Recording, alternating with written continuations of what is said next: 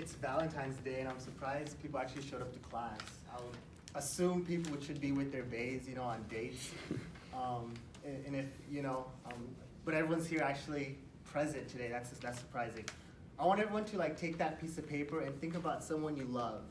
List 3 people.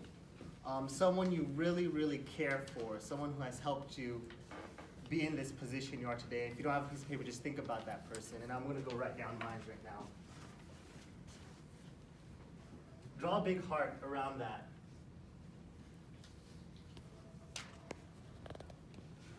It should look something like this, a better heart, and then people's names on it. Throughout my life, there has been many instances where because life hasn't loved me, I didn't love myself. And so I asked myself the question, how do you love yourself when someone you love passes away? Today I'm going to be talking about self-love and the importance of it and how it has really reshaped my life. And I'm going to use 3 different points. The first one I'm going to use is Aristotle and how his 2 features of friendship are key in understanding self-love. I'm going to use Rousseau the philosopher, who explained 2 distinct types of self-love. And lastly, I'm going to bring it all together by redefining self-love and answering the question, how do you love yourself when someone you love passes away? In a study, there has been a study done and it said that the biggest thing that defines if you're truly happy in life is not the success, it's not the money, it's not the materialistic things, it's the relationships, it's the friendships. And so thinking about the relationships, it's so key to have good friends. And so Aristotle said that, proposed the question, should one out to love others most or him or herself most? And that's a really powerful question. And so he said that the features of friendship are very connected to how you love yourself. He said because if you love a friend, you want what's best for the friend. And you can connect this to if you love for yourself, you want what's best for yourself. And he said you do what is good for your friend.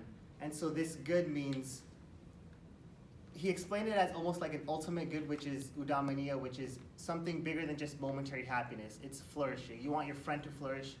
In that same instance, you want yourself to flourish. And it's almost thinking about how can you save someone if you're drowning yourself? You can't really pick someone up if you're not able to pick yourself up. Rousseau brought up 2 distinct types of self-love, self-respect and self-esteem. And self-esteem is relative. It's conditional to how people feel about you. And so what does this mean? I look back at my Georgetown journey.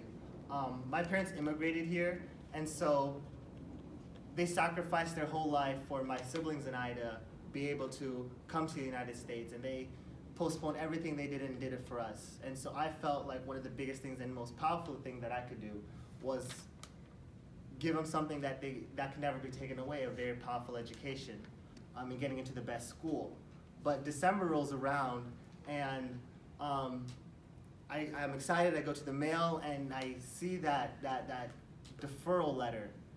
My self-love and self-appreciation of who I was conditional, was contingent on a person's decision. And it really had me thinking about how a lot of us base our self-love and self-appreciation around what other people think about us, when in respect we have to have self-respect for ourselves. And so Liam, you brought up that people have natural affinity for their sports team because they grew up around there, and that's why they support bad sports team. In the same instant, Rousseau said that people have a natural affinity to care for themselves.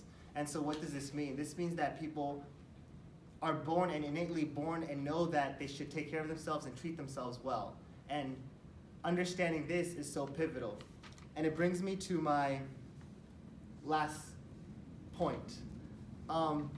It's actually kind of cool because once you get enough distance from an event, you're able to speak about it with more clarity.